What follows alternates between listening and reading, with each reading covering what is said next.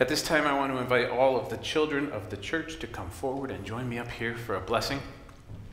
Something we can hope for together this week. I want to know which one of you hoped for snow. No, it was somebody. Was you? Yeah, I knew it was one of you. Yeah. Are any of you scared of the dark? Yeah. Yeah, I am. A little bit. Sometimes. I live way out in the middle of nowhere. And so when I go outside at nighttime, it's super duper ultra dark. And my kids, Teddy and Jojo and little Natalie, have a lot of night lights in their room. How many of you have a night light? Yeah.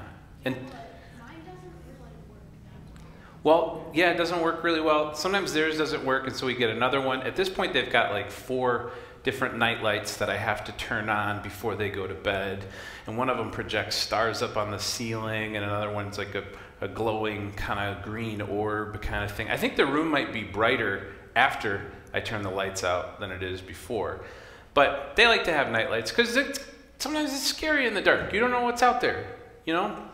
We have a lot of candles in church. We always have 2 up on the communion table. You see the 2 tall ones.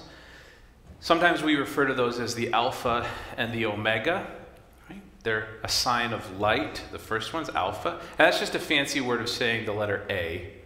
Right? And Omega, that's just a fancy way of saying the letter that comes at the end of the alphabet. Z, some people say it that way. It's a symbol that means at the beginning and at the end, we believe that there's light, that God gives us light. That's really central to our faith, that God shows us a way, even when it's dark, even when we don't know what's going on. And so light is really important to Christians. It's something that we celebrate. We use it in a lot of our different holidays. We use a lot of candles. This week for our blessing, I was hoping that we could pray for more light. So not just daylight as the days get longer, and not just light that we can see, but light in our hearts, that God might show us the way if we don't know which way to go. Does that sound like a reasonable blessing? I think so. It's not asking too much. Let's go ahead and raise a hand, and you can repeat after me. This week, may God give us light. Amen. All right, let's listen to Miss